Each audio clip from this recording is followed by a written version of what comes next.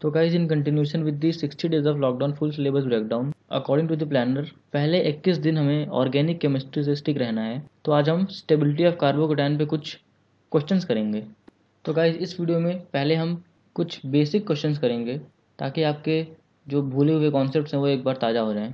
फिर हम आएंगे एडवांस क्वेश्चंस पे। तो गाइज लेट्स स्टार्ट। तो गाइज लेफ्ट साइड और राइट साइड में मैं आपको पेयर ऑफ आयन्स दूंगा। आपको बताना है कि उन दोनों में से कौन सा कार्बोकेटायन ज़्यादा स्टेबल है। तो गाइस पहला कंपाउंड है C6H5CH2+ और दूसरा है CH2CH2+। तो अगर हम दोनों को कंपेयर करें तो यार पहले हम अगर इधर देखें तो यहाँ पर ये जो पॉजिटिव चार्ज है सिर्फ दो जगह डीलोकलाइज्ड है, पहला यहाँ और दूसरा यहाँ। पर अगर हम इस कंपाउंड की बात करें तो यहाँ पे जो ये CH2 का पॉजिटिव चार्ज है, ओ भाई ये तो बेंजीन है, तो यहाँ पे जो पॉजिटिव चार्ज है वो पूरे पूरे रिंग पे डीलोकलाइज्ड है। तो गाइस ऑब्वियस सी बात है कि सबसे ज़्यादा स्टेबिलिटी इसकी होगी ना कि इसकी। फिर आते हैं अगले कंपाउंड्स पे। तो एक तरफ तो ये है CH3CH2+ और दूसरी तरफ है CH2 डबल बॉन्ड CH+। तो अगर हम दोनों में कंपेयर करें और इस वाले कार्बन की और इस वाले कार्बन की, तो अगर यहाँ पे इस कार्बन की जो हाइब्रिडाइजेशन है वो है sp3 और जो यहाँ पे हाइब्रिडाइजेशन है वो है sp2। तो गाइस यहाँ पे s कैरेक्टर ज़्यादा है, तो अगर s कैरेक्टर ज़्यादा है तो वो ज़्यादा इलेक्ट्रोनेगेटिव होगा।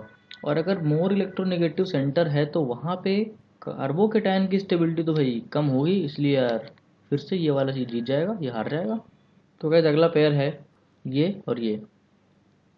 तो गाइस अगर मैं राइट वाले की बात करूँ तो ये जो बॉन्ड है वो यहाँ आएगा और यहाँ पे एक बार पॉजिटिव चार्ज आएगा। इसका मतलब कि इसके दो रेजोनेटिंग फॉर्म होंगे, पर यहाँ पे ये बॉन्ड यहाँ नहीं पहुँच पाएगा। इसका मतलब कि इसका कोई भी रेजोनेटिंग फॉर्म नहीं होगा। इसीलिए भाई ये हार जाएगा और ये जीत जाएगा स्टेबिलिटी में। तो गाइस ये रहा अगला पेयर।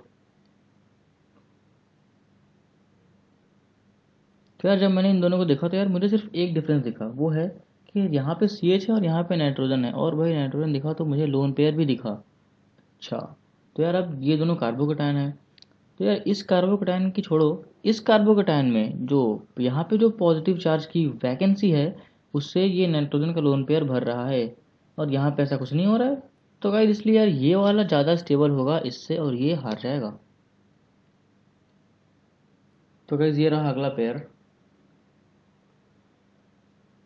तो यार इन दोनों पेयर में फिर से अगर मैं डिफरेंस की बात करूँ तो डिफरेंस आ रहा है OH और CH3 की वजह से।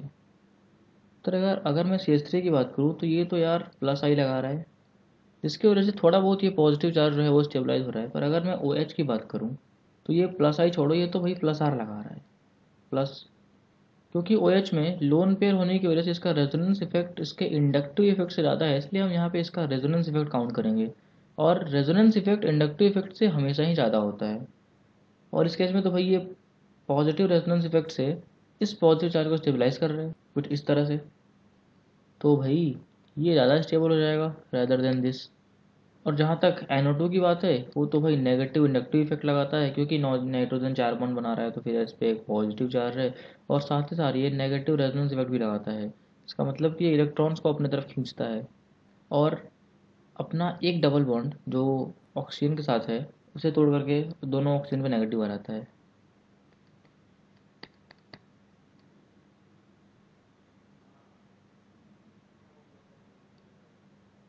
अब यार मेरे को NO2 दिखा तो यार मेरे को एक और कॉन्सेप्ट याद आ रहा है। तो यार उसको डिस्कस करते हैं इस सवाल में। तो क्या अगर हम इस कंपाउंड और इस कंपाउंड को देखें तो यार ये दोनों कार्बन आयन हैं और हमें इनमें स्टेबिलिटी किसकी ज़्यादा है वो बतानी है। तो अगर मैं NO2 की बात करूँ तो यार वो लगा रहा है अपना नेगेटिव इंडक्टिव इफेक्ट और नेगेटिव रेजोनेंस इफेक्ट।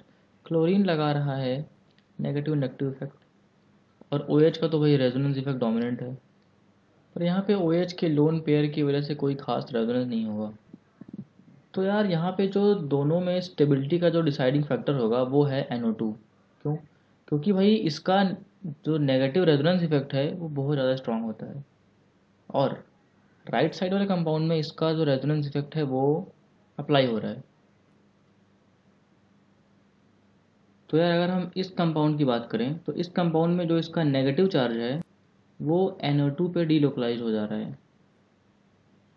इसीलिए ये वाला कार्बन आयन ज़्यादा स्टेबल होगा रैदर देन दिस। क्योंकि अगर यहाँ पे हम इस नेगेटिव चार्ज की मोशन को देखें तो यार ये इलेक्ट्रॉन यहाँ आएगा, फिर उसके बाद ये इलेक्ट्रॉन यहाँ आ जाएगा तो ये फॉर्म बनेगा। मतलब कि ये जो नेगेटिव चार्ज है वो NO2 तक नहीं जा पा रहा है, इसीलिए इसकी स्टेबिलिटी इससे ज़्यादा हो जाएगी, क्योंकि यार रेजोनेंस फैक्टर आ गया ना बीच में। तो यार आते हैं अगले सवाल में। इस क्वेश्चन में यार हमें डिक्रीजिंग ऑर्डर ऑफ स्टेबिलिटी बताना है कार्बोकेटायंस में। तो यार पहले मैं उन चारों कंपाउंड्स को यहाँ पे लिख देता हूँ। तो गैस इन चारों कंपाउंड में हमें कार्बोकेटायंस की डिक्रीजिंग ऑर्डर ऑफ स्टेबिलिटी बतानी है। तो यार इन चारों पे सबसे ऑड मुझे पहला वाला लगा, क्योंकि यार यहाँ पे डबल बॉन्ड दिख रहा है। और भाई अगर डबल बॉन्ड दिख रहा है तो यार इसका मतलब कि यहाँ पे जो कार्बन है जिस पे पॉजिटिव चार्ज है उसकी हाइब्रिडाइजेशन आपकी sp2 है, और बाकी सब केसेस में तो sp3 है। और भाई अगर sp2 है तब तो ये तो पाप है ना भाई, more s character, more positive charge पहले से ही उस पर, और उसके ऊपर से आप कार्बोकेटाइन डाल रहे हैं। तो भाई सबसे लीस्ट तो ये हो जाएगा, सबसे कम स्टेबल। अब हम बात कर लेते हैं सेकंड, थर्ड और फोर्थ की।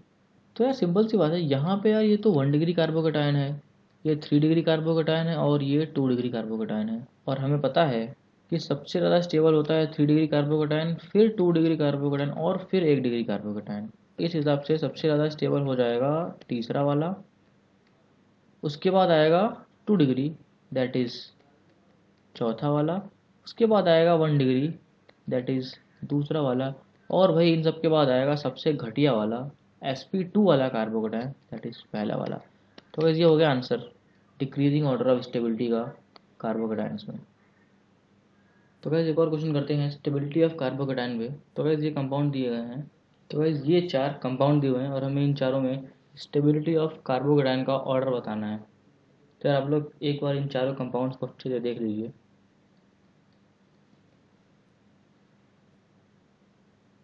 तो यार अगर मैं चारों कंपाउंड को देखूं तो यार या तो कहीं पे CH3 है या तो CD3 है। तो यार या फिर CH3 हो या फिर CD3 हो, ये दोनों ही plus sorry positive inductive effect लगाते हैं।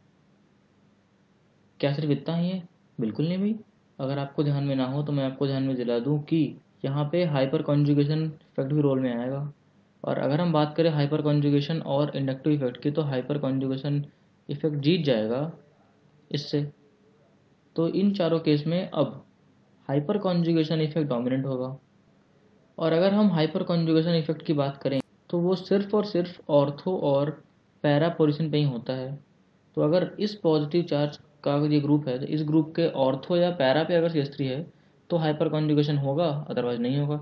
इसका मतलब कि इसमें और इसमें तो हाइपर कॉन्जुगेशन नहीं होगा।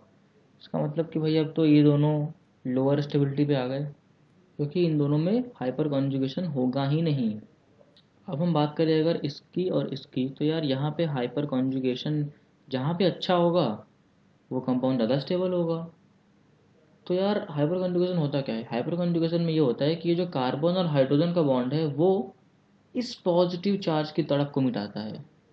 तो भाई अगर हम बात करें कार्बन और हाइड्रोजन के बॉन्ड की और कार्बन और ड्यूटेरियम की बॉन्ड की, तो पता चलेगा कि कार्बन और ड्यूटेरियम का जो बॉन्ड है वो ज़्यादा स्ट्रांग है और ये कंपैरेटिवली वीक है। तो भाई जो बॉन्ड कमज़ोर होगा वो जल्दी टूटेगा, अगर ये बॉन्ड जल्दी टूटेगा तो यहाँ पे ज़्यादा जल्दी से ये पॉजिटिव चार्ज की तड़प को मिटा पाएगा। इसलिए पहले वाले में दूसरे वाले से कंपेयर में हाइपर कॉन्जुगेशन इफेक्ट अच्छा होगा। इसलिए अगर हम पहले और दूसरे की स्टेबिलिटी की बात करें तो पहला ज़्यादा होगा दूसरे से। और खैर ये दोनों तो ज़्यादा है ही है इन दोनों से। तो मतलब कि ये तो हो गया। अब हमें बताना है कि इसका और इसका आपस में क्या सीन है। तो यार यहाँ पे हाइपर कॉन्जुगेशन इफेक्ट है नहीं, तो बच गया कौन? बच गया अपना इंडक्टिव इफेक्ट। तो अब अगर मैं इंडक्टिव इफेक्ट की बात करूँ तो यार इस केस में CH3 लगा रहा है इंडक्टिव इफेक्ट, और इस केस में CD3 लगा रहा है इंडक्टिव इफेक्ट। और आपको पता होगा कि CD3 का इंडक्टिव इफेक्ट ज़्यादा होता है।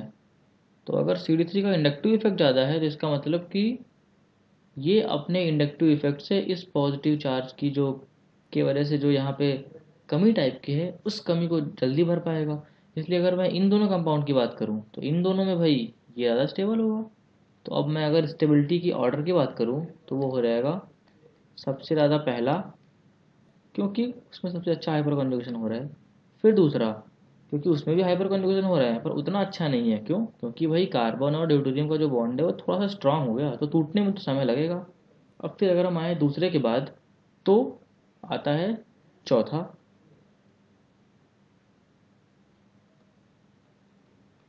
चौथा क्यों? चौथा भाई अपने इंडक्टिव इफेक्ट की वजह से आगे निकल गया, क्योंकि भाई CD3 का इंडक्टिव इफेक्ट ज़्यादा है CS3 से। और वही बच गया अपना तीसरा, जो कि सबसे घटिया है अगर हम बात करें स्टेबिलिटी की। तो गाइस इस वीडियो को यहीं एंड करते हैं। आप कमेंट्स में बताइए कि आज के क्वेश्चंस में से आपने कितने कर लिए, और भाई कौन कौन से कॉन्सेप्ट थे जो आप भूल गए थे बिल्कुल, और जिनकी वजह से आप स्टेबिलिटी की ऑर्डर में गड़बड़ कर दे रहे थे। तो भाई लिखो कमेंट में जाके जल्दी से। और अगर आप चाहते हैं कि मैं और टॉपिक्स को टच करूं, तो वो टॉपिक्स भी मेंशन करो कमेंट्स में। Will come to that.